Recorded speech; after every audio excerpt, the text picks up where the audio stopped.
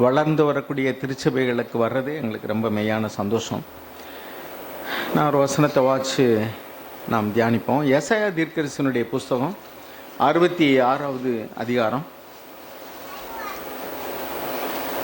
2வது வசனத்தை தயவுசெய்து வாசிங்க. 1-2 கூட வாசிக்கலாம். ஏசாயா 66 1-2.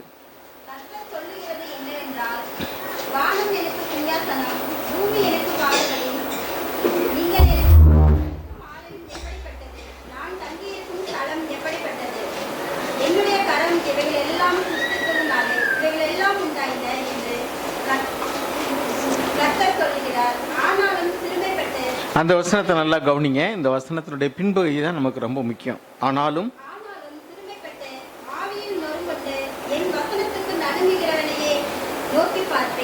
பாருங்க, இதுல முதல் பகுதியில் தேவாலயத்தை கட்டுவதை குறித்து பழைய ஏற்பாட்டில் உள்ளவங்க ஒரு கட்டிடத்தை கட்டினார்கள். ஆனால் புதிய உடன்படிக்கையில் உள்ள நாம திருச்சபையை கட்டுகிறோம். அப்ப அதை பழைய ஏற்பாட்டுக்கு உள்ள வார்த்தையின்படி பார்த்தா எனக்கு நீங்கள் எப்படிப்பட்ட கட்டடத்தை கட்டுவீங்க, இதெல்லாம் நான் தான் சிருஷ்டித்தேன் அப்படின்னு தேவன் சொல்கிறார். இப்போ புதிய உடன்படிக்கையில் மத்தேயு 16 ஆண்டவர் சொல்கிறாரு, பேதுருக்கிட்ட சொல்லும்போது, நான் என் சபையை கட்டுவேன் அப்படின்னார். நான் என் சபையை கட்டுவேன், நீ பேதுருவாக இருக்கிறாய் அப்படின்னு சொல்லிட்டு இந்த பாறையின் மீது நான் என் சபையை கட்டுவேன்னு சொன்னார். அந்த பேதுருவுக்கு பெட்ரோஸ் அப்படிங்கிற ஒரு வார்த்தை உபயோகப்பட்டிருக்கு. அதுக்கு பாறைன்னு பேர். இப்போ ஆர்சி பைபிளில் பார்த்தீங்கன்னா ராயப்பேர்னு போட்டிருக்கோம். நான் ஆர்சியிலேருந்து வந்தவன். ராய்னா அது ஒரு தெலுங்கு சொல், கல், பாறை அப்படின்னு அர்த்தம். இந்த பெட்ரோஸ் அப்படிங்கிற வார்த்தைக்கு பாறைன்னு அர்த்தம். இந்த பாறைங்கிறது பேதுருவை குறிப்பதல்ல, பேதுருக்கு உள்ளே இருந்த ஆண்டவராய் இயேசு கிறிஸ்துவை குறித்த வெளிப்பாட்டையும் விசுவாசத்தையும் குறிக்கக்கூடியது. அசைக்க முடியாத ஒரு நம்பிக்கையும் விசுவாசமும் ஒரு வெளிப்பாடும் பெற்றிருந்தார். சரி, இப்போ புதிய உடன்படிக்கையில் வாழக்கூடிய நமக்கு தேவன் எப்படிப்பட்டவர்களை சபையை கட்டுவதற்கு உபயோகிப்பார் என்று சொன்னால் அங்கே எழுதியிருக்கு பாருங்க. But to this one I will look, இப்படிப்பட்டவனையே நான் நோக்கி பார்ப்பேன். எப்படிப்பட்டவரை? To him who is humble and contrite of spirit and who trembles at my word. யாரு? தமிழில் வாசிங்க அதை. சிறுமைப்பட்டு அப்படின்னா தாழ்மையாக இருக்கிறவங்க, ஆவியில் எளிமையாக இருக்கிறவங்க. அப்புறம் ஆவியில் நொறுங்குண்டு அப்படின்னா மனசாட்சியில், நம்முடைய ஆவிங்கிறது மனசாட்சியோடு சம்மந்தப்பட்டது. நம்முடைய மனசாட்சியில் ஏதாவது ஒரு காரியங்கள் தவறு நடக்கும் பொழுது ஒரு நடுக்கத்தோடு கூட, ஒரு கதறலோடு கூட, ஆண்டவரே என்று ஒரு நொறுங்குண்ட இருதயத்தோடு கூட, நான் இப்படி விழுந்துட்டேனே, நான் இப்படி சோதிக்கப்படுறேனே அப்படின்னு ஆண்டவரை நோக்கி பார்க்குறோம் பாருங்க. அதுதான் கண்ட்ரைட் ஆஃப் ஸ்பிரிட், ஆவியில் நொறுங்குண்ட ஒரு இருதயம். அதுக்கடுத்து என்ன எழுதியிருக்கு? வசனத்துக்கு நடுங்கறவள் அப்படின்னா தேவனுடைய வார்த்தையை குறித்து, ஐயோ வார்த்தை இப்படி சொல்லுகிறதே. இன்னைக்கு நிறைய பேருக்கு ஆண்டவருடைய வார்த்தை குறித்ததான ஒரு பயம் இல்லை, நடுக்கம் இல்லை. சபைக்கு போவாங்க, வார்த்தையை கேட்பாங்க, தலையாட்டுவாங்க, ஜெபம் பண்ணுவாங்க, எல்லாம் செய்வாங்க. எல்லாமே வெளிப்படையாக பார்க்குறதுக்கு தேவ பக்தி உள்ளவங்களை போல தெரியும். ஆனால் உள்ளான இருதயத்தில் ஒரு தெய்வ பயம் அல்லது வார்த்தை இப்படி சொல்லுகிறதே, நாம் இப்படி செய்கிறோமே அப்படிங்கிறதான ஒரு ஒரு உள்ளான நடுக்கம் இல்லை. அப்போ நீங்கள் இப்போ நிறைய பேர் வந்திருக்கீங்க. நான் நீதிமொழிகளில் 27வது அதிகாரத்தில் 7வது வசனத்தை வாசிங்க. இப்போ சபையில் இப்போ நிறைய பேர் இருந்தால் தேவன் யாரை நோக்கி பார்ப்பாராம்? யாரை அவருக்கு விடுவார்னு பார்த்தா 27:7 வாசிங்க.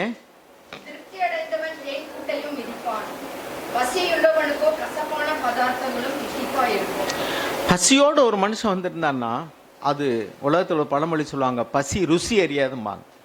பசியோடு இருந்தோம்னாக்கும், பசியான வேலையில் சாப்பாடு வச்சோம்னாக்கும், அது கஞ்சியோ துவையிலோ ஊறுவாயோ அடிச்சு வேகமாக பாதி பேருக்கு சாப்பிட்ருவோம். அப்புறம் பசி போன பின்னாடி தான் அப்புறம் ருசிக்காக கூட கொஞ்சம் சாப்பிட்றது, இல்லைன்னா போதுன்னு நினச்சிருவோம்.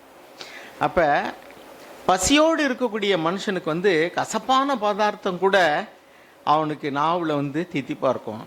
ஆனால் பசி இல்லாமல் இருக்கிறவங்க, சாட்டிஸ்ஃபைடு, ஒரு திருப்தியாக இருக்கிறவங்க, அவங்களுக்கு ருசியான பதார்த்தம்னா கொஞ்சம் சாப்பிடுவாங்க, இல்லைன்னாக்க இதெல்லாம் வேண்டாங்க அப்படின்னு சொல்லிட்டு போயிடுவாங்க. இப்போ இங்கே என்ன எழுதியிருக்குன்னா, திருப்தி அடைந்தவன் தேன் கூட்டை கூட, அதாவது தேன் கூட திருப்தியாக இருக்கிறவனுக்கு வந்து லேசாக தொட்டு போதுங்க, ஏன்னா அவனுக்கு வயிறு திருப்தி ஆயிடுச்சு. அதே மாதிரி தான் சத்தியத்தையும் அருமையானவர்களே, நாம் வந்து லூக்கா எழுதின சுவிசேஷத்தில் 1வது அதிகாரம் 53வது வசனத்தை வாசிங்களேன். இயேசு கிறிஸ்தனுடைய தாயாக இருந்த மரியாள் அவங்க சொன்ன ஒரு வார்த்தை, அதில் வாசிங்க. 1வது அதிகாரம்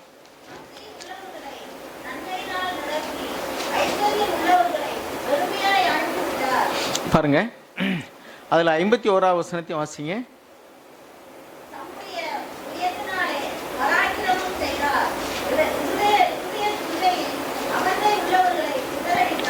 இருதயத்தில் சிந்தை உள்ளவங்கள், அவங்க யாரெல்லாம் வந்து தங்களை ஒரு பொருட்டாக எண்ணுகிறார்களோ, எங்களுக்கு தெரியும் அப்படின்னு நினைக்கிறாங்களோ, எங்களுக்கு தேவையில்லைன்னு நினைக்கிறாங்களோ, அவங்களை தேவன் வந்து வெறுமையாக அனுப்பி விடுகிறார் அல்லது சிதறடிக்க பண்ணுகிறார்.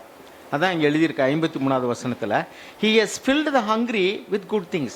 யாரெல்லாம் பசியோடு வந்திருக்காங்களோ, தேவனுடைய வார்த்தையை கேட்கணும், ஆண்டவரே என்னோடு பேசுங்க, எனக்கு என்ன தேவை எனக்கு உணர்த்துங்க, நான் இன்னும் தேவையுள்ளவனா இருக்கிறேன் அப்படின்னு உள்ளவங்க தான் பசியோடு இருக்கிறவங்க. திருப்தி உள்ளவங்க யாருனாக்கும், எனக்கு தெரியும், பவுல் வந்து பிரசங்க போனார், அங்கே வந்து அவருக்கு முன்னாடி உட்கார்ந்தவங்களாம் இந்த வாயாடி என்ன சொல்ல போகிறான்னு, வாங்க நேரம் இருக்குது, இவன் என்ன சொல்ல போகிறான்னு கேட்பான். இப்போ churches has become now an entertaining place. இப்போ சபைகளெல்லாம் நிறைய இடங்களில் வந்து ஒரு பொழுதுபோக்கு மையங்களை போல் மாறிவிட்டது. அங்கே கூத்தும் கும்மாளமும் ஆட்டமும் பாட்டும் இசையும் இசை கச்சேரி நடத்துறது மாதிரிக்க அங்கே மேடையில் ஆடி பாடி மகிழ்விக்க பண்ணுறது, கொஞ்ச நேரம் நல்ல பொழுதுபோக்கா சினிமாவுக்கு போகிறது மாதிரிக்க, ட்ராமாவுக்கு போகிறது மாதிரி, அல்லது ஒரு டான்ஸ் ப்ரோக்ராமுக்கு போகிறது மாதிரிக்க அங்கே வந்து நல்ல இனிமையான பாடல்கள், நல்ல இசை, ஆட்டம் பாட்டம், அப்புறம் வந்து கிண்டல் அடித்து கேலி அடித்து சிரிக்க வச்சு நையாண்டி பண்ணி அப்படியாக ஜனங்களை வந்து அவங்கள கொஞ்ச நேரம் அப்படியே அவங்கள அசையாமல் உட்கார வச்சு அனுப்பி விட்றது. இதில் வந்து அவங்களுக்கு ஒரு திருப்தி, ஜனங்களை வந்து மகிழ்ச்சி அடைய பண்ணணும். இது மாதிரி கூட்டங்களுக்கு போகிறதுக்கு ஜனங்கள் ரொம்ப விரும்புகிறாங்க. ஏன்னா ஒரு ஜாலியாக பொழுதுபோக்கு மாதிரி இருக்கும். நீங்கள் இன்னைக்கு கவனிச்சு பாருங்கள், சினிமாவுக்கு போகிறவங்க எத்தனை பேர் இருப்பாங்க. இப்போ சினிமாலாம் இப்போ எல்லாமே செல்ஃபோன்லேயே எல்லாம் பார்த்துறாங்க, இல்லை டிவியில் பார்த்துறாங்க, அதெல்லாம் நிறைய பேர் போகிறதில்ல. கொட்டைக்கு எப்படி போகிறாங்களோ எனக்கு தெரியல. ஆனால் வேறு ஏதாவது இப்போ கிரிக்கெட் நடக்குது அப்படின்னா பயங்கர கூட்டம் போய் ஆட்கள்லாம் செத்து போகிறாங்க, அந்தளவுக்கு கூட்டம் போகுது. கோயில் திருவிழாக்களில் போகிறாங்க. அது மாதிரி தான் இன்றைக்கி சபைகளுக்கு போகிறாங்க. இங்கே யாராவது நீங்கள் அப்படி வந்திருந்தீங்கன்னா எழுதி வச்சுக்க, நீங்கள் போகும்போது வெறுமையாக தான் போவீங்க. ஏன்னா பைபிளில் வசனம் அப்படி சொல்லுது, he will send the riches, அதாவது யாரெல்லாம் திருப்திப்பட்டவங்களாக வர்றாங்களோ, he will send them away empty, அப்படின்னா அவங்க வெறுமையாக போவாங்க. என்ன பேசுகிற வார்த்தை அது தேன் போல இருந்தாலும் சரி, அது தேனாமிர்தமாக இருந்தாலும் சரி, அது அவங்களுக்கு எப்படி இருக்கும்னாக்கும் அவங்க திருப்தியாக இருக்கிறனால என்ன புதுசாக என்னத்தை பேசிட்டு போகிறாங்க. ஏன்னா நம்ம இப்போ நிறைய யூடியூப்பில் நிறைய மெசேஜை கேட்க முடியுது, டெய்லி டிவோஷன் கேட்குறோம், சாக்பருடைய மெசேஜே கேட்குறோம். என்ன இதுக்கு மேலே புதுசாக என்னத்தை சொல்ல போகிறாங்க. எல்லாத்தையும் கேட்டுட்டு தலையாட்டிட்டு போகும்போது புதுசாக ஒன்றும் அவங்க கற்றுக்கிட்டே மாட்டாங்க. காரணம் என்னென்னா எல்லாமே தெரியும், எல்லாமே இங்கே இருக்குது, எல்லாமே நமக்கு மூளை அறிவில் நம்ம கேட்ட வார்த்தைகளாக தான் இருக்கும். என்ன வேணால் ஒரு புதுசாக ஒரு உதாரணத்தை சொல்லுவாங்க, அல்லது புதுசாக ஒரு விளக்கத்தை சொல்லுவாங்க, அவ்வளோதான். நம்ம கேட்ட வசனம் தானே இந்த பைபிளில் உள்ளது. இது மாதிரி இன்றைக்கி பெரிய படிப்புகள் படிக்கிறவங்களாம் ஒரு வருஷத்துக்கு இது மாதிரி 5 புக்கம் 10 புத்தகத்தை படிப்பாங்க. நாம் பல வருஷங்களாக இந்த ஒரே புத்தகத்தை தான் படிச்சுட்டு இருக்கோம். அதனால் நம்ம கேட்குற செய்திகள் எல்லாமே பெரும்போது ஒன்றும் புதுசாக இருக்காது.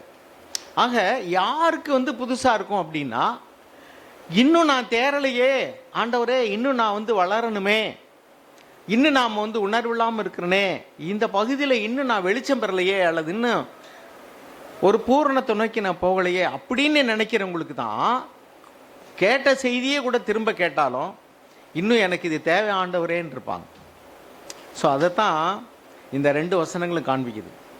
நீதிமொழிகள் 27:7, லூக்கா எழுதின சுவிசேஷம் 1ஆம் அதிகாரம் 53ஆம் வசனமும், பழைய ஏற்பாட்டில் ஒன்று புதிய ஏற்பாட்டில் ஒன்று, ரெண்டுமே எதை சொல்லுது அப்படின்னா, நீங்கள் இங்கே உட்கார்ந்துருக்கும்போது எப்படிப்பட்ட மனநிலைமையில் உட்கார்ந்துருக்கீங்களோ அதுக்கு தகுந்தாற் போல தான் தேவனுடைய ஆவியானவர் உங்கள்கிட்ட பேசுகிறதும் உங்களை வெறுமையாக அனுப்புவதும். ஓகே, நான் சொல்கிறேன், சாக்பருடைய செய்தியில் நான் கிட்டத்தட்ட 40 வருஷமாக கேட்டுக்கிட்டு இருக்கேன். 1982 நான் முதல் முறையாக கேட்க ஆரம்பித்தேன். 83 நான் ஞானஸ்தானம் எடுத்தேன். 83 ஞானசாமி எடுக்கிறதுக்கு முன்னாடி இருந்தே இப்போ சாக்குடைய செய்தியை நான் கேட்டிருக்கேன். கிட்டத்தட்ட எத்தனை வருஷம் இன்னைக்கு? 83ன்னா கிட்டத்தட்ட 42 வருஷம். அதில் கிட்டத்தட்ட 40 வருஷம் நல்லாவே நெருக்கமாக அவரோட செய்தியை கேட்டிருக்கேன், பழகிருக்கேன். ஆனால் இன்றைக்கும் எங்கேயோ கான்ஃபரன்ஸில் பேசின செய்திகளை ஒரு 20 நிமிஷம் 15 நிமிஷம் எடுத்து போட்டாங்கன்னா அது இன்றைக்கும் எனக்கு வந்து ஒரு புத்துணர்ச்சியை தரக்கூடிய, கண்களை திறக்கக்கூடிய செய்தியாக தான் இருக்குது. காரணம் என்னென்னா, நான் இன்னும் அடைந்தாயிற்று தேறினவன் ஆனேன் என்று நினைக்கிறதில்ல. இன்னும் நான் தேர வேண்டியிருக்கு. நம்ம எதுலேயுமே இன்னும் ஒரு முழுமையான நிலைமைக்கு வளர்ந்துடல. பாருங்கள், கேட்கக்கூடிய நோக்கம் நமக்கு எப்படி இருக்கணும்னா, ஆண்டவரே எங்களோடு பேசுங்க, நாங்கள் இன்னும் தேவையுள்ளவங்களாக இருக்கிறோம். மத்திய எழுதின சுவிசேஷத்தில் 5வது அதிகாரம் 3வது வசனம், ஒரு பாப்பா கடைசி வசனம் சொன்னாங்க, ஆவியில் எளிமை உள்ளவர்கள் பாக்கியவான்கள், பரலோக ராஜ்யம் அவர்களுடையது. இப்போ ஆவியில் எளிமை உள்ளவர்கள் அப்படின்னா என்ன, எதுக்காக அதை யார் இடத்துல ஆண்டவர் பேசினார்? நீங்கள் அந்த வசனத்தை எடுத்து பார்த்தீங்கன்னா, மலை பிரசங்கத்தில் அந்த முதல் வசனத்தை பார்த்தீங்கன்னா, ஆண்டவராக இயேசு கிறிஸ்து இப்பொழுது போகும்பொழுது திரளான கூட்டம் அவருக்கு பின்னாடி போகுது. முதல் வசனத்தை வாசிங்க, மத்திய 5:1. திரளான ஜனங்கள் அவர் பின்பற்றி வர்றாங்க. அவர் மலை மேலே ஏறி போகிறார். உங்கள் ஏரியாலெலாம் நிறைய மலைகள் இருக்குது. அப்படி மலையில் ஒரு மலையில் ஏறி போயிட்டே இருக்கார், பின்னாடி கூட்டம் போயிட்டே இருக்கு. அப்புறம் போய் ஒரு இடத்துல அவர் உட்காரும் பொழுது அவருடைய சீஷர்கள் அவர் இடத்துல வந்தாங்க. கூட்டமாக வந்தவங்க ஒரு வசதியான இடங்களில் உட்காந்துருப்பாங்க, அவர் எப்போ பேசுவார்னு கேட்கணும்னு. ஆனால் சீஷர்கள் எண்ணிக்கை உள்ள கொஞ்சம் பேர், அவங்க அவர்கிட்ட வர்றாங்க. அப்பொழுது ஆண்டவர் வந்து இந்த வசனத்தை யாருக்கு சொல்கிறார் தெரியுமா? சீஷர்களுக்கு தான் சொல்கிறார். அதனால தான் மத்திய 5, 6, 7 வசனங்கள்லாம் சீஷர்களுக்கு உள்ளதான ஒரு செய்தியாக நாம் பார்க்குறோம். மத்திய 5, 6, 7 தான் சீஷர்களுக்கு உள்ளதான முக்கியமான செய்தி. அதில் முதல்ல எடுத்த உடனே சீஷர்களுக்கு என்ன பேசுகிறார் அப்படின்னா, ஆவியில் எளிமையுள்ளவர்கள் பாக்கியவான்கள். இதனுடைய பின்னணி என்ன அப்படின்னு பார்த்தீங்கன்னா, ஆண்டவராக இயேசு கிறிஸ்து வாழ்ந்த காலத்தை கொஞ்சம் கற்பனையில் நினச்சி பாருங்கள். இன்றைக்கெல்லாம் இப்போ நீங்கள் வாட்ஸ்அப்பில் ஒரு செய்தி போட்டிங்கன்னா கொஞ்சம் நேரத்தில் 100, 200, 1000ன்னு போயிடும் அப்படியே. காரணம் என்னென்னா, இப்பொழுது வந்து இந்த தொழில்நுட்பங்கள்லாம் வளர்ந்ததுனால ஒரு செய்தி வந்து உடனே எல்லாருக்கும் போய் ரீச் ஆகிடுது. ஆனால் அந்த நாட்களில், இயேசு ஆண்டவர் வாழ்ந்த நாட்களில் இது மாதிரியா ஒரு 50 வருஷத்துக்கு முன்னாடி ஃபோன் கூட கிடையாது, லேண்ட்லைன் தான் இருக்கும். நான்லாம் 1977 வேலைக்கு போனேன். எங்கள் ஒரு பெரிய டெக்ஸ்டைல் மில்லு, கவர்மெண்ட் மில்லில். இந்த இப்படி பட்டனை அமுக்கிக்கிட்டு இப்படி சுற்றணும், இதில் சுற்றுவோம்ல, அது மாதிரி. இப்போல்லாம் சில நேரம் அந்த இது சுற்றுவாங்கள்ல, ஸ்டார்ட் எடுக்கிறது, வண்டி ஸ்டார்ட் எடுக்கலைன்னா நம்ம போட்டு அது மாதிரி அப்படி சுற்றுவாங்க. அப்போ கிராம்ஃபோன் இதுன்னு சொல்லுவாங்க, ஆம்பிளிஃபையர் வச்சு மைக் செட் போடுறதுக்கு, அதுக்கு அப்படி தான் சுற்றணும். அதை சுற்றுறதுல தான் அந்த இது சுற்றிக்கிட்டே இருக்கும். அப்படி இருந்த நிலமை. அந்த நாட்களில் ஃபோன் கிடையாது. ஆண்டவராக இயேசு வாழ்ந்த நாட்களில் டிவி அல்லது செய்திகளை அனுப்புறதுக்கான சோர்சஸ் வந்து ரொம்ப கம்மி. அப்படிப்பட்ட நாட்களில் ஆண்டவர் வந்து போகிறாரு. அப்போ ஜனத்தொகையும் ரொம்ப கம்மி. பாருங்கள், இப்போ சின்ன ஊர்களெல்லாம் பார்த்தீங்கன்னாக்கும் கொஞ்சம் வீடுகள் தான் இருக்கும். அது ஒரு மலை பிரதேசம். அந்த மலை பிரதேசத்தில் ஆண்டவர் போகும்போது பெரிய கூட்டம் கூடுதுன்னா எவ்வளவு தூரம் அவர் பிரபல்யமான ஆளாக இப்போ மாறிட்டார்னு கொஞ்சம் யோசிச்சு பாருங்கள். அதாவது டிவி கிடையாது, வாட்ஸ்அப்பு, ஆடியோ, ஃபோனு, எந்த இதுவுமே கிடையாது. நோட்டீஸ் எடுத்து விநியோகம் பண்ணுற அளவுக்கு கூட அந்த நாட்களில் பிரிண்டிங்லாம் கிடையாது. தோல் சுருளில் தான் எல்லோரும் எழுதணும். பைபிள் வேணும்னா சர்ச்சில் போய் தான், தேவாலயத்தில் போய் தான் படிக்கணும். சர்ச்செல்லாம் கிடையாது. அப்போ இயேசுக்கு பின்னாடி தான் சர்ச்செல்லாம். அப்போ தேவாலயங்கள் தான். அந்த நாட்களில் பெருந்திரளான கூட்டம் ஒன்று கூடி வந்து விட்டதென்றால், அதுக்கும் கொஞ்ச நேரத்தில் ஆண்டவர் ஒரு இடத்துல போகிறாருன்னா அது கேள்விப்பட்ட அங்கெங்கே இல்லைன்னா காட்டில் மேட்டில் வயலில் நிற்கிறவங்களே ஏசு போகிறார் அப்படின்னு ஓடியாந்தாங்கன்னா, இன்றைக்கெலாம் பெரிய அரசியல்வாதிகள் வந்தாங்கன்னா காசு கொடுத்து நிறைய பேர் என்ன செய்கிறாங்க, கூட்டிகிட்டு வர்றாங்க. வர்றதுக்கு லேட் ஆகிடுச்சுனாக்கும் காசு கொடுத்து வந்தவங்களாம் போயிடுவாங்க. போய் எவ்வளோ நேரம் குடியா காசுன்ட்டு. ஆனால் அன்னைக்கு அப்படி கூட்டம் கூடுதுன்னா கொஞ்சம் யோசிச்சு பாருங்கள், எந்த அளவுக்கு இயேசு அவர் செய்த அற்புதங்கள்னாலையும் அடையாளங்கள்னாலையும் பிரபல்யமாகி இருந்தால், ஜனத்தொகை கம்மியாக இருந்ததான ஒரு காலகட்டத்தில், எந்த ஒரு மீடியா விளம்பரங்களும் இல்லாத காலத்தில் மனுஷர்கள் தான் ஒருத்தருக்கு ஒருத்தர் போய் தகவல் சொல்லணும். அப்படிப்பட்ட நாட்களில் இவ்வளோ பெரிய கூட்டம் பின்னாடி வருது அப்படின்னு சொன்னால், அவர் ஒரு இடத்துல பேசுகிறாரு. எத்தனை பேர்? ஆண்கள் மட்டும் எத்தனை பேர்? ஆண்கள் மட்டும் 5000 பேர்னா, புருஷர்கள் அதாவது பிள்ளைகள் பெண்கள் எல்லாம் சேர்த்தா எவ்வளோ பேர் இருக்கும்? அவ்வளோ கூட்டம். அப்படின்னா எவ்வளவு பிரபல்யமா இருந்திருப்பாரு பாருங்க. அப்படிப்பட்ட நாட்கள்ல சீஷர்களுடைய மனநிலைமை எப்படி இருந்திருக்கும்? இப்போ நாமளே வந்து நிறைய செய்திகளை கேட்டாச்சுன்னா நம்முடைய மனநிலைமை என்ன இருக்கு? என்னத்தை புதுசாக சொல்ல போறாரு, ஏதாவது ஒரு செய்தியை சொன்னோன்னா ஓ இதை பற்றி தான் இன்னைக்கு பேச போறாரு, அடுத்து நம்ம கூட அப்படியே கற்பனையில் வேற எங்கேயாவது போயிடுவோம். போயிட்டு கடைசியில் முடியும் போது வர்ற மாதிரி. நான் சொல்ல வர்றது என்னன்னா, ஆண்டவராகிய இயேசு கிறிஸ்து இப்பொழுது பிரபல்யமாகிவிட்டார். அவருடைய பேரை சொன்னாலே பெருந்திரளான கூட்டம் அவர் போகிற இடத்துக்கெல்லாம் வர்ற அளவுக்கு பெருகிருச்சு. இப்போ சீஷர்கள் வந்து தங்களை ஒரு முக்கியமான ஆட்களாக கருதக்கூடிய நேரம். ஒரு காலத்தில் சிஎஃப்சின்னா நாங்கள்லாம் சாக்பதர் கூப்பிட்டு மீட்டிங் நடத்தும் போது போஸ்டர் அடித்து ஒட்டுவோம், வெளியில் உள்ளவங்களெல்லாம் கூப்பிடுவோம். அப்போல்லாம் அவங்க ஊர்களில் என்ன விளம்பரம் பண்ணுவாங்கன்னா, அந்தி கிறிஸ்தனுடைய சபை இங்கேயே வந்துருச்சு, யாரும் போகாதீங்கன்னு விளம்பரம் பண்ணுவாங்க. அவரை பற்றி நோட்டீஸ்லாம் அடிச்சு விட்ருக்காங்க எங்கள் ஏரியாவிலேயே கூட. அந்த அளவுக்கு வந்து இது ஒரு துர்ரூபதேசம். இந்த சபை வந்து ஒரு அந்தி கிறிஸ்தனுடைய சபை என்று விளம்பரம் பண்ண நாட்கள் ஆதியில். ஆனால் இன்னைக்கு சிஎஃப்சி சத்தியத்தை எத்தனையோ பேர் வந்து அறிந்திருக்கிறார்கள். இது மேன்மையான சத்தியம் நினைக்கிறாங்க. 2 நாளைக்கு முன்னாடி நான் காலையில் ஒரு 11:30 மணி இருக்கும், வீட்டில் ஒரு 10:30 மணி இருக்கும், 10:30 இருக்கும். காலையில் கொஞ்சம் டயர்டாக இருந்துச்சு, சும்மா படுத்திருந்தேன். படுக்கையில் ஒரு ஃபோன் வந்துச்சு. பிரதர் திருப்போணத்துலேருந்து உங்களை 2 பேர் பிரதர்ஸ் பார்க்கணும்னு சொல்கிறாங்க, நீங்கள் வீட்டில் இருக்கீங்களான்னாங்க. திருப்போணத்தில் எனக்கு யாருமே தெரியாது, மதுரைக்கு பக்கத்தில் இருக்காது. யாருன்னு கேட்டேன், எனக்கு தெரியல, கேட்டாங்க நீங்கள் இருக்கீங்களான்னாங்க. சரி வர சொல்லுங்கள் அப்படின்னு ஒரு அரை மணி நேரம் வெயிட் பண்ண வரல. அப்புறம் 1 மணி நேரம் கழித்து ஒரு 6-7 பேர் வந்துட்டாங்க. ஒரு 4 சிஸ்டர்ஸு 3 ஆண்கள். அது அதில் லோக்கலில் உள்ள ஒரு குடும்பம், அவங்க சர்ச்சுக்கு வர்றவங்க கிடையாது, ஆர்சி வந்தாருன்னு. அப்புறம் நீங்கள் யார் என்னன்னு கேட்டுட்டு அவங்ககிட்ட பேசினேன். அந்த பிரதர் சொன்னார், நான் பஹ்ரைனில் இருந்தேன், பஹ்ரைனில் இருக்கும்போது சாக் பிரதர் இங்கே வந்திருந்தார், அவருடைய செய்தியை நான் கேட்கும்போது உங்கள் பேரை அவர் சொன்னார், அது என் மனசில் இருந்தது. அதுக்கு பின்னாடி நான் அவங்கள பற்றி கேள்விப்பட்டிருக்கேன். இப்போ நான் வந்து இன்றைக்கி வந்து இவர் வீட்டில் யாரோ அவங்க சர்ச்சுக்கு போகிறவங்க இன்னும் அங்கே உள்ள லோக்கலில் ட்ரான்ஸ்ஃபர் ஆகி வந்திருக்காங்க, அதுக்கு வந்து அவங்க வீட்டில் ப்ரேயர் பண்ணுறதுக்காக வந்தேன். அப்போ உங்கள் பேரை சொன்னோன்னா நான் பார்க்க முடியுமான்னு கேட்டு வந்தேன். ரொம்ப சந்தோஷமாக வந்து வந்திருந்தார். அவர் அமெரிக்கன் காலேஜில் ப்ரொஃபஸராக இருக்கார், அவங்க ஒய்ஃப் வந்து தியாகராஜா காலேஜில் ப்ரொஃபஸராக இருக்காங்க, சர்ச் நடத்துகிறாங்க. அவங்க நம்ம மாதிரிக்கே ஒரு 100 பேர் வர்றாங்கன்னு சொன்னார். எனக்கு ஆச்சரியமாக இருந்துச்சு. அப்போ பாருங்கள், சாக் பிரதரை வந்து பஹ்ரைனில் வச்சு பார்த்துருக்காரு, என்னைய நான் ஒரு அட்ரஸ் இல்லாத கிராமத்தில் இருக்கிறேன். உங்கள் ஊர் மாதிரி தான் எங்கள் ஊரும், வத்தலக்குண்டு மாதிரி தான், காலாரியூர்னு சின்ன ஊர் தான், பிரதர்ஸ்களுக்கெலாம் தெரியும். அப்போ நம்மளை பற்றி அவங்க கேள்விப்பட்டிருக்காங்க. அப்படின்னா இன்றைக்கி வந்து எல்லாம் மீடியா, யூடியூப்பில் மெசேஜஸ் போகுது, ஜூமில் போகுது, அல்லது இன்னைக்கு விளம்பரமாகக்கூடிய தொழில்நுட்பங்கள் வளர்ந்துருச்சு. ஆனால் நான் எதுக்கு சொல்லுவேன்னா, அன்னைக்கு ஆண்டவராக இயேசு கிறிஸ்துக்கு அவ்வளவு பிரபல்யம்னா அவர் செய்த அற்புதங்கள், பிசாசுகளை துரத்துறது, வியாதியஸ்தரை சுகமாக்குறது, குருடர்கள் பார்வையடைகின்றது, அப்புறம் பலவிதமான அற்புதங்களை அவர் செய்தபடினால அவர் ரொம்ப பிரபல்யமாகிட்டார். இப்பவும் பாருங்க, அற்புதம் நடக்குதுன்னு சொன்னால் அந்த கூட்டங்களுக்கு ஆயிரக்கணக்கில் ஜனங்கள் கூடுவாங்க. இப்படிப்பட்டதான கூட்டங்களுக்கெல்லாம் ஆட்கள் வர்றது ரொம்ப கஷ்டம்.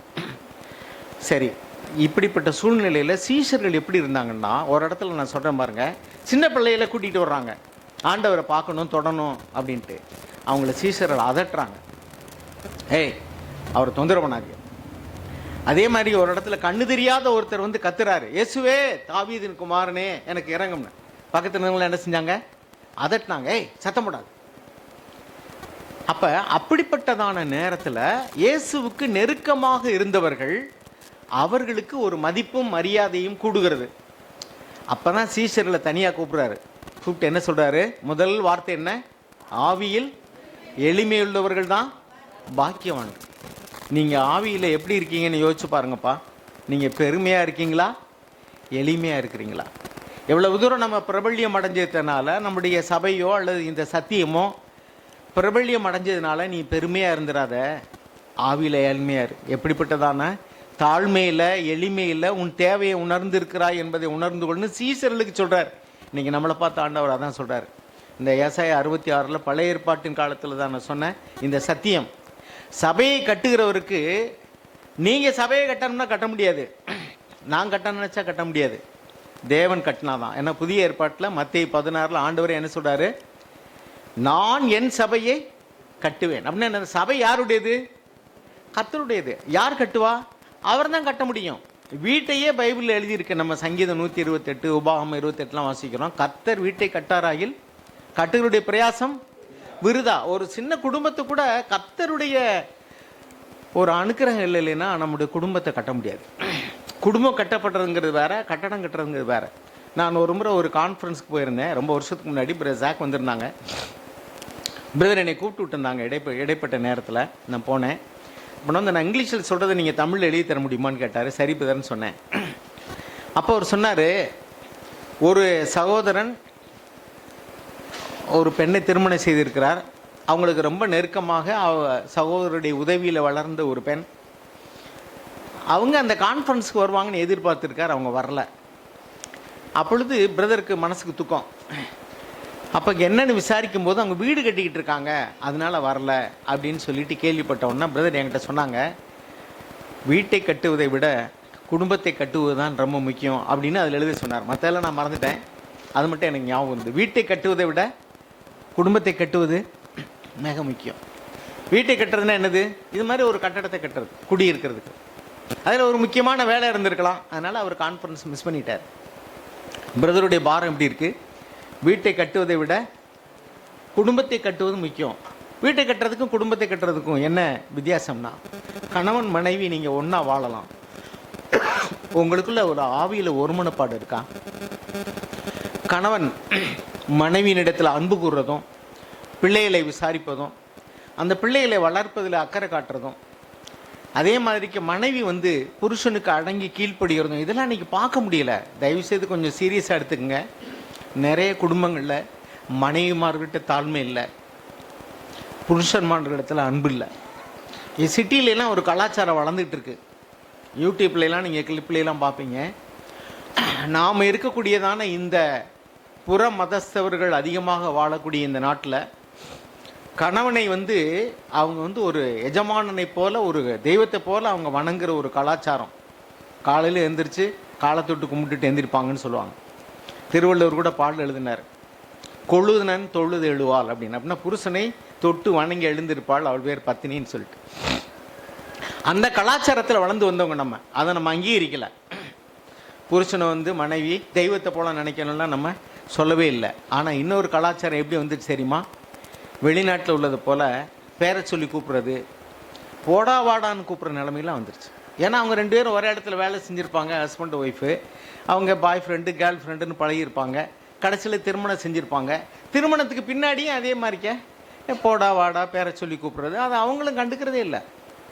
எவ்வளோ பெரிய மோசமான நிலைமைக்கு போயிடுச்சு தெரியுமா? ஆனால் வேதம் என்ன சொல்கிறது? ஆபிரகாமுடைய மனைவி ஆகிய சாரால் ஆபிரகாமை எப்படி கூப்பிட்டாங்களாம்? ஆண்டவனே என்று சொல்லி. அப்படின்னா என்ன அர்த்தம்? ஆண்டவனேன்னு எப்படி கூப்பிட்டாங்க? நீங்கள் போய் உங்கள் வீட்டை இன்னைக்கு உங்கள் வீட்டுக்காரர் ஆண்டவனேன்னு கூப்பிட்டீங்கன்னா சரி நல்லா தானே இருந்தேன், சர்ச்சுக்கு போயிட்டு வர வரைக்கும் நல்லா தானே இருந்தேன்னு சொல்லுவார். அப்படி இல்லை, ஆண்டவனேன்னு கூப்பிட்டாங்களா அவங்க? சொல்லுங்க. ஆதியாகமம் 18ஆம் அதிகாரம் 12ஆம் வசனம் வாசிங்க.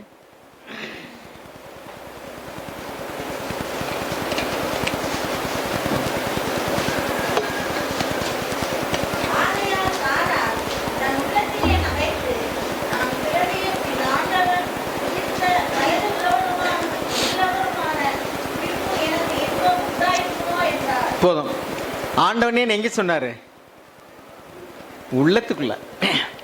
அதாவது இன்னைக்கு நிறைய பேர் வந்து ஒரு அடிக்கிற கணவனாக இருந்தா அல்லது ஒரு முரட்டாட்டம் பண்ணுகிற மனுஷனாக இருந்தால் வெளியில் வந்து மனைவிமார்கள் வந்து அவர் வீட்டில் இருக்கிற நேரம்லாம் நடுக்கத்தோடு கூட சேவிக்கிறவங்க இருப்பாங்க. நம்ம சர்ச்சில் சொல்ல வெளியில்.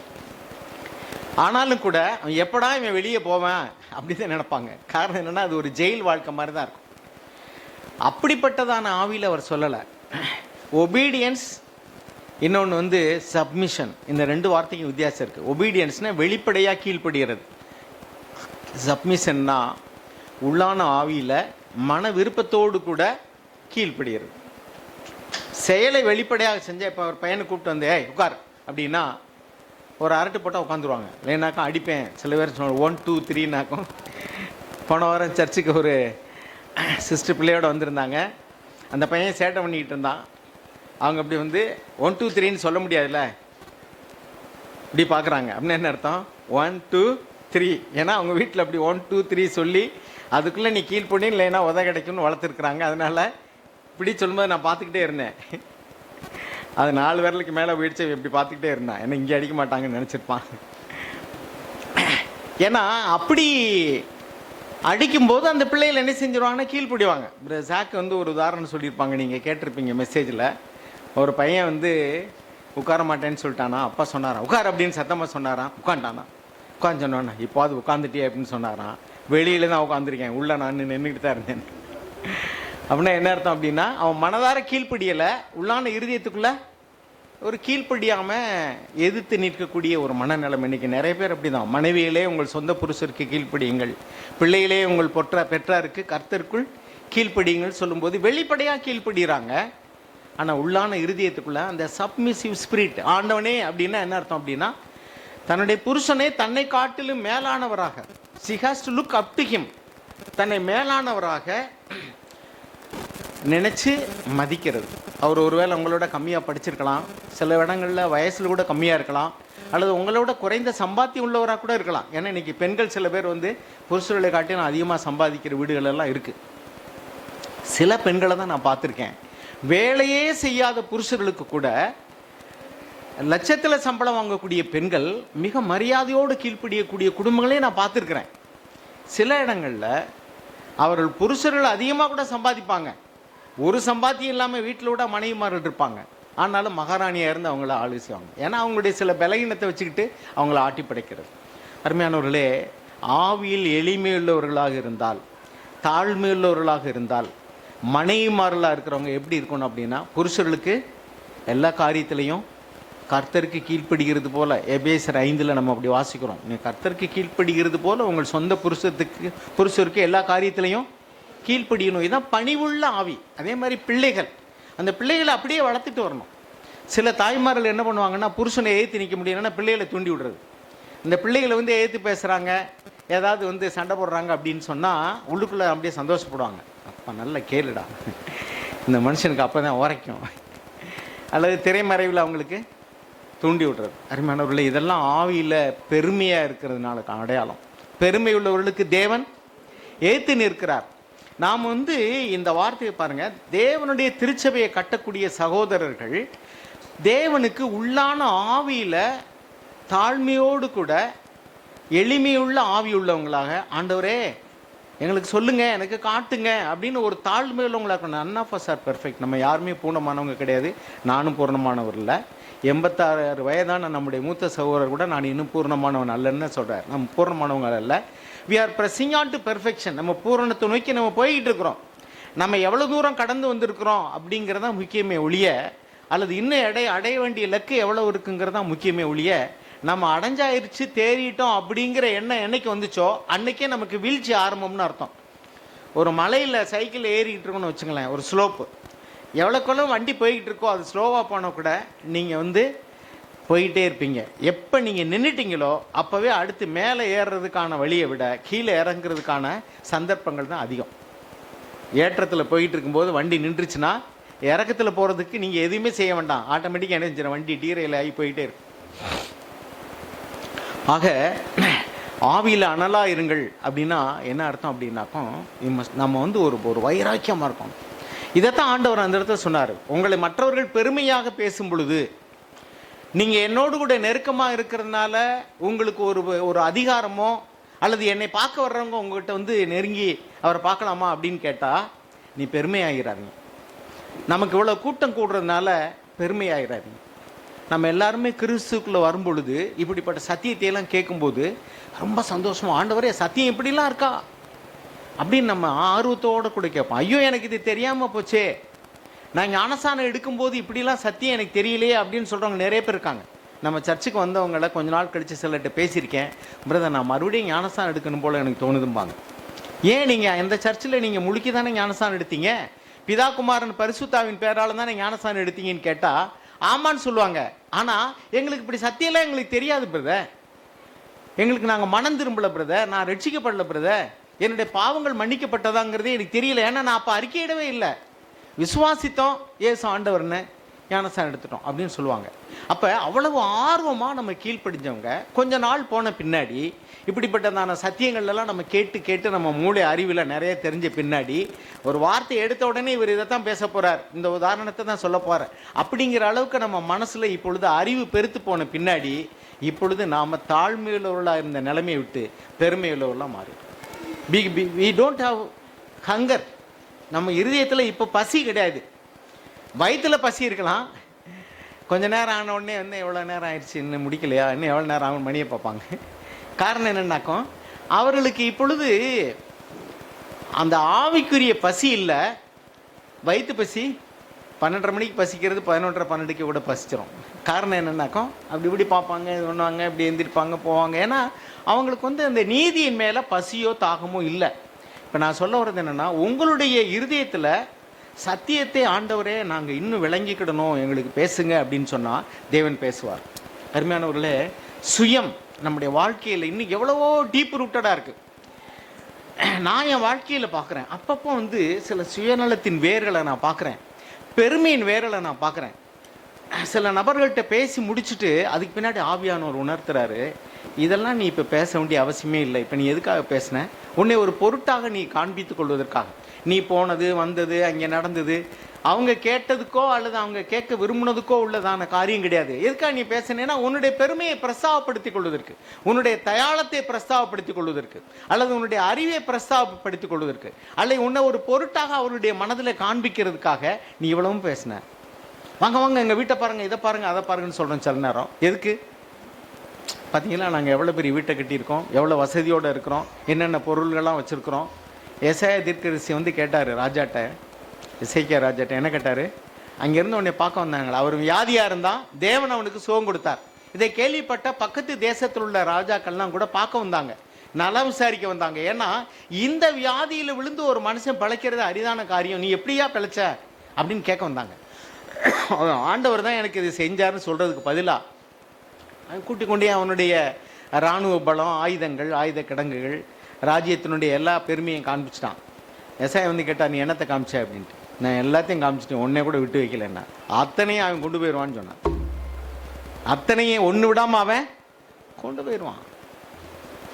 ஏன்னா நீ எதை கொடுத்து பெருமையாக இருக்கிறாயோ அதையெல்லாம் நீ இழந்து போக வேண்டி வரும்னார். அப்படி தான் நம்ம தாழ்மை அடையணுமா பாருங்கள். ஒரு சிலருக்கு வந்து ஒரு வியாதி வந்து கஷ்டம் வந்து அப்படியே வந்து வேறு வழியே இல்லை அப்படின்னு நிலம போது ஆண்டவரே அப்படின்னு கூப்பிட்றது எல்லாரும் கூப்பிடுவோம். ஆனால் ஆவியில் எளிமையாக இருந்தோம்னா எல்லாம் இருந்தாலும் ஆண்டவராக இயேசு கிறிஸ்துடைய தாழ்மையை குறித்து மத்தேயு எழுதின சுவிசேஷம் 11ஆம் அதிகாரத்தில் ஒரு வசனம் நீங்கள் அடிக்கடி கேள்விப்பட்டிருப்பீங்க, நான் பேசின செய்தி கேட்டிருந்தீங்கன்னு கேட்டிருப்பீங்க. 11:27 வாசிங்க.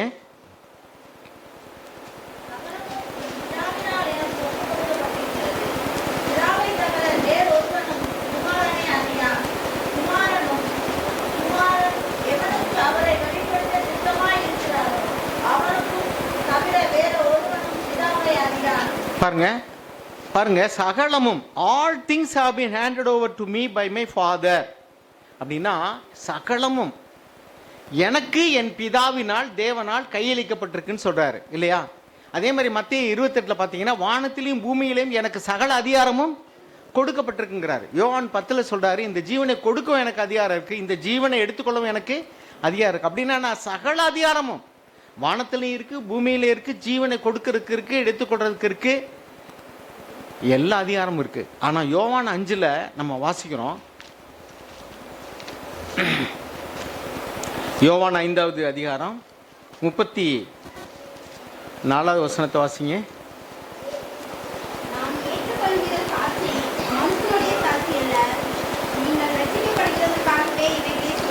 இல்லை அதுக்கடுத்து 19வது வசனம், சாரி 19:30.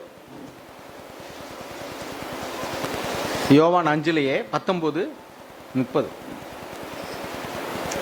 வாசிங்க. யோவான் 5:19 நீங்க வாட்ச இதுலயே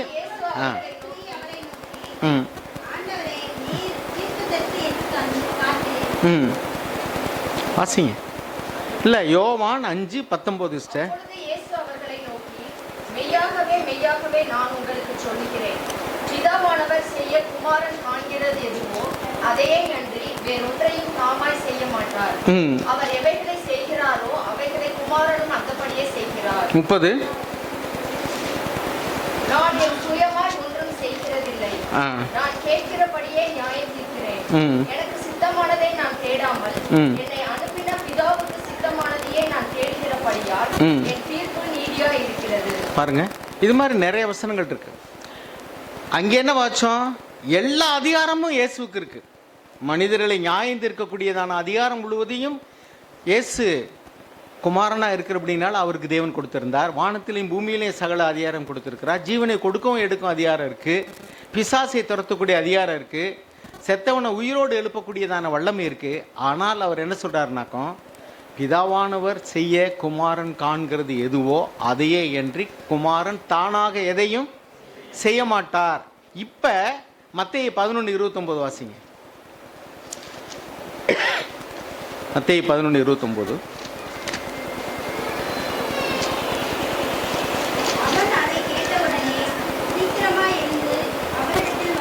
சாரி, மத்தேயு 11:29.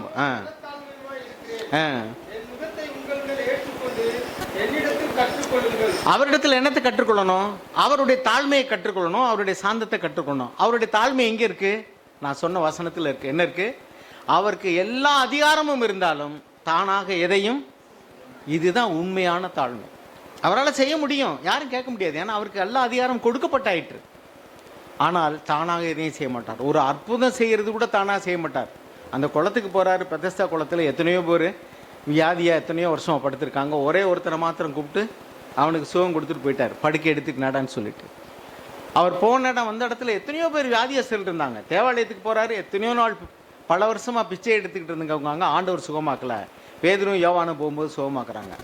அந்த நொண்டி எத்தனை வருஷமா இங்கே உட்கார்ந்து இருந்திருப்பாரு. ஏசு ஆண்டவர் அங்கே எத்தனை இடம் வந்திருந்தார். அப்படின்னா பார்த்த எல்லாரையும் அவர் சுகமாக்கல. ஏன்? பிதாவானவர் சொல்ல குமாரன் கேட்கறது எதுவோ அதையே என்று தானாக எதையும் செய்ய மாட்டார். அப்ப இதுல தான் இயேசுனுடைய தாழ்மை இருக்கு. ஒரு கணவனும் மனைவியும் சமந்தான். பைபிள் அப்படிதான் எழுதியிருக்கு. லாவில் இருந்து தான் எலும்பு எடுத்து தேவன் என்ன செஞ்சாரு? சிறிய படைத்தார். அப்போ ஒரு வீட்டில் குடும்ப தலைவர்கள் யாருன்னா கணவன் மனைவி 2 பேரும் தான். அவங்க ஈக்குவல் தான். அதே சமயத்தில் பிதாவுக்கு சமமாக இருப்பதை கொள்ளையாடின பொருளாக எண்ணாமல், பிலிப்பியர் 2ஆம் அதிகாரத்தில் வாசிக்கிறோம். என்ன வாசிக்கிறோம்? தன்னை தாமே வாசிங்க, பிலிப்பியர் 2.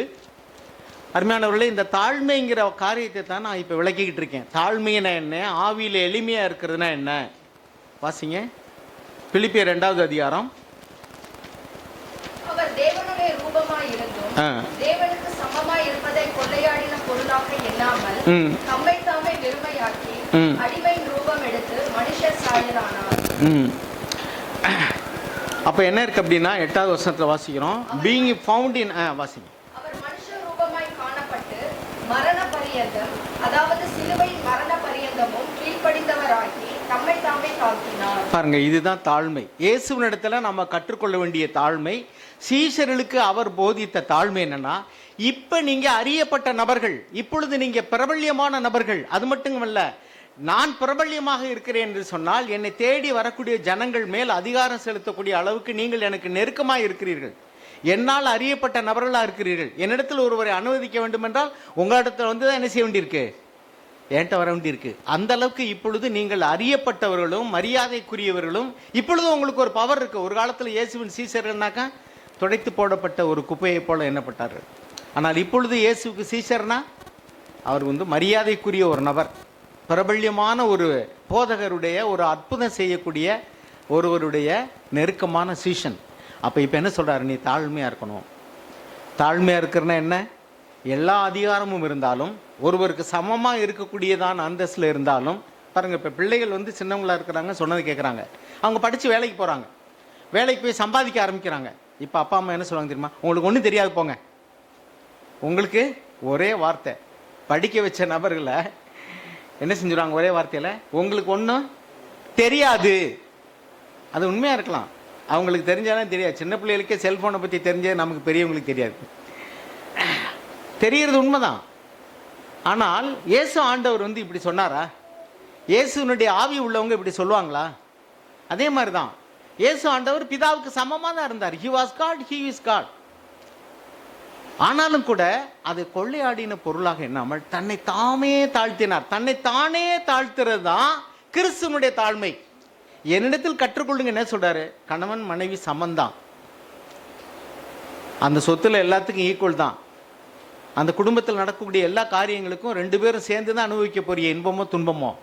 ஆனாலும் கூட உங்களுடைய கணவர் உங்களை காட்டிலும் குறைந்த சம்பளம் உள்ளவராக இருந்தாலும் அல்லது குறைவான அறிவும் அனுபவம் உள்ளவராக இருந்தாலும், ஒருவேளை உங்களை காட்டிலும் அழகுலையோ அல்லது ஏதோ ஒரு தரத்திலேயோ அவர்கள் தாழ்ந்திருந்தாலும், புருஷனுக்கு தானாகவே அடங்கி இருக்கக்கூடிய மனைவி, பிள்ளைகள் படித்து வேலைக்கு போய் நிறைய சம்பாதிச்சாலும் தாங்களாகவே மேலான அதிகாரத்துக்கு அடங்கி இருக்கிறது. அதே மாதிரி மூப்பர்கள் சபையில் பேதுரு ரொம்ப படித்தவரா?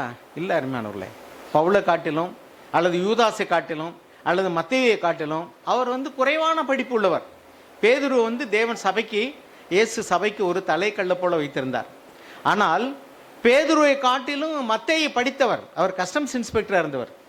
பேதுருவை காட்டிலும் மத்தேயு படித்தவர். அதற்கு பின்னாடி வந்த பவுல் ரொம்ப படித்தவர். அவர் கமாலியனுடைய பாதத்தந்தையில் படித்தேன்னு சொன்னார். ஆனாலும் கூட அவர்கள் ஒருவரை ஒருவர் கனம் பண்ணினார். சத்தியத்துக்கு விரோதமாக போகும்போது அவங்க மாற்று கருத்து சொன்னாலும் கூட அவர்கள் அடங்கி கீழ்ப்படிந்தார். அதனால் சபையில் மேலான அதிகாரம் உள்ளவங்களுக்கு என்ன செய்யணும்? பைபிள் என்ன எழுதியிருக்கு? அந்தப்படி இளைஞர்களே, 1 பேதுரு 5ஆம் அதிகாரம், மூப்பருக்கு கீழ்ப்படிந்திருங்கள். ஏன் கீழ்ப்படியணும்? ஏற்ற வேலையில் தேவன் உங்களை உயர்த்தும்படிக்கு நீங்கள் அவருடைய பலத்த கைக்குள்ள அடங்கி இருங்கள். இன்னைக்கு முடியலை, ஏன்னா அவங்கள காட்டிலும் எனக்கு தெரியும், சத்தியம் தெரியும், அவர்களுடைய நான் நீதியில் வளர்ந்துருக்கிறேன், அதனால நீங்கள் சொல்கிறத நான் கேட்க மாட்டேன். இப்படி தான் இன்னைக்கு நிறைய இடங்களில் பிள்ளைகள் பெற்றாருக்கு கீழ்ப்படுகிறதில்லை, ஏன்னா பெருமை. மனைவிமார்கள் புருஷருக்கு கீழ்ப்படுகிறதில்லை. மேலான அதிகாரம் உள்ளவர்களுக்கு வேலை ஸ்தலத்தில் நான் பார்த்துருக்கேன். நான் வேலையில் இருக்கும்போது எனக்கு கீழாக இருந்தவங்க ஏதோ ஒரு விதத்தில் கோட்டாவிலையோ அல்லது ஏதோ ஒரு சான்ஸில் மேலே வந்துடுவாங்க, அதிகாரிகளை வருவாங்க. அவங்களுக்கு கீழ்ப்படினா ரொம்ப கஷ்டம். ஒரு காலத்தில் எனக்கு ஜூனியராக அசிஸ்டண்டாக இருந்த ஒரு நபர் எனக்கு முன்னாடி அவர் கொஞ்சம் படித்து லா பிஹெச்டிலாம் படித்து அவர் சீனியர் மேனேஜர் வந்துட்டார். நான் ரொம்ப நாள் ப்ரொமோஷனே வேண்டாம்னு இருந்தேன். கடைசி நேரத்தில் ஒரு 2 வருஷம் தான் இருக்குது, போம்னு ஒரு வாய்ப்புக்கு போய் அவர் கீழே போய் நான் ட்ரைனிங் எடுத்தேன். எனக்கு ஜூனியராக இருந்து என்கிட்ட வேலை கற்றுக்கிட்ட விட்ட அவர் சீனியர் மேனேஜர் ஆன பின்னாடி நான் போய் அசிஸ்டன்ட் மேனேஜர் வேலைக்கு போகிறதுக்கு போய் அவர்கிட்ட 1 மாதம் ட்ரைனிங்கில் இருந்தேன். ஆனால் அவர் ரொம்ப கனம் பண்ணி மரியாதையோடு தான் எனக்கு நடந்துக்கிட்டார். நான் என்ன சொல்கிறேன்னா, அப்படியான ஒரு சூழ்நிலைகள் வரும்போதும் கூட நான் இப்போ அவரை எப்படி தான் கூப்பிடணும்? சார். அப்போ நான் எப்படி கூப்பிட்டேன்? அவரை பேரை சொல்லி, துர்ராஜ் இங்கே வாங்க, முனியாண்டி இங்கே வாங்க அப்படின்னு நான் சொல்லியிருப்பேன். ஆனால் இன்றைக்கி நான் எப்படி கூப்பிட்டேன் அவரை? சார். அது எனக்கு ஒன்றும் கஷ்டமாக இல்லை, ஏன்னா நான் கிறிஸ்தவனாக இருந்ததுனால மேலான அதிகாரம் உள்ளவங்களை மதிக்கணும் அப்படின்னு ஆண்டவர் கற்றுக் கொடுத்ததுனால அது இப்போ எனக்கு கஷ்டமாக இல்லை. அதனால் நம்மளை விட குறைவான படிப்பு உள்ளவங்களை மதிக்கிறதோ, நம்மை விட குறைந்த வயசில் உள்ளவங்க நமக்கு மேலாக இருக்கும்போது அவர்களை மதிப்பதோ, திறமையில் குறைவாய் உள்ளவர்களுக்கு கூட நாம் அடங்கி கீழ்ப்படுகிறதோ, நாம் கிறிஸ்துவனுடைய உண்மையான தாழ்மையுள்ள ஆவி உள்ளவங்களாக இருந்தால் அது நமக்கு கஷ்டமாக இருக்காது. அப்படி இல்லைன்னா மாம்சத்தின்படி நம்ம பெருமை பாராட்டினோம்னா நம்ம எதிர்த்து நிற்போம், கலகம் பண்ணுவோம். மனைவிமார் புருஷனை பார்த்தியா உனக்கு என்ன தெரியுப்பா அப்படின்னு சொல்கிறலாம் நான் பார்த்துருக்கேன். மனைவிமார்கள் புருஷன்மார்களை எதிர்த்து பேசுறது, அவர் ஏதாவது ஒரு தப்பு பண்ணிட்டா அல்லது அவர் இடத்துல குறைய கண்டுபிடிச்சாச்சுன்னா அதையே துருப்பு சீட்டாக வச்சுக்கிட்டு அவங்கள இந்த தூக்கணாங்கயிறை வச்சுக்கிட்டு மாட்டை என்ன சொல்லுவோம், இந்த மூக்கணாங்கயிறு இல்லை அப்படி தானே, அப்படியே வச்சுக்கிட்டு அப்படி சுண்டிக்கிட்டே இருப்பாங்கல்ல, அது மாதிரிக்க பிள்ளைகள் அதே மாதிரி தான். இப்போ நான் கொடுத்தா தானே நீங்கள் ஜீவனம் பண்ணணும். முந்தி நீங்கள் என்ன மிரட்டினீங்க, இப்போ நான் கொடுத்தா தான் நீ சாப்பாடு, உனக்கு நான் சொல்கிறத நீ கேளு. இதெல்லாம் தேவனுடைய பார்வையில் தாழ்மையின் ஆவியே கிடையாது. தாழ்மை உள்ளவர்களுக்கு தான் தேவன் கிருபை தருவார், பெருமை உள்ளவர்களுக்கு எதிர்த்து நிற்பார். அதனால சீஷர்களுக்கு முதல்ல சொன்ன காரியமே என்னன்னா, ஆவியில் எளிமை உள்ளவர்கள் பாக்கியவான்கள். இதை நம்ம இப்போ மனசில் பதிச்சு வச்சுக்கிட்டோமா? நம்ம ஆவியில் எளிமையாக இருக்கமா? கதை கேட்க வந்திருக்கோமா? நீங்கள் தேவை உணர்ந்து வந்திருந்தீங்கன்னா இந்த வார்த்தை உங்களுக்கு தேனா இனிக்கும். ஆனால் நீங்கள் தேவையை உணராமல் திருப்தியோடு இருந்தீங்கன்னா நீங்கள் இந்த வார்த்தை ஒரு எம்டி சேட்டிங்காக தான் இருக்கும். என்னத்தை புதுசாக இவர் சொல்லிவிட்டாரு, இங்கேருந்து வந்திருக்கிறாரு, இவரை போய் வர சொல்லியிருக்காங்க, இப்படி தான் இருக்கும். ஏன் தெரியுமா? வேதத்தில் உள்ள எந்த செய்தியாவது உங்களுக்கு புது செய்தியாக இருக்குமான்னு இருக்காது. ஏன்னா டெய்லி கேட்டுகிட்டே இருக்கோம், நல்ல தேறின பரிசுத்தவான்களுடைய வார்த்தையெல்லாம் கேட்டுக்கிட்டே இருக்கோம். ஆனாலும் அருமையானவர்களே, தேறி இருக்கமாங்கிறத பாருங்கள்.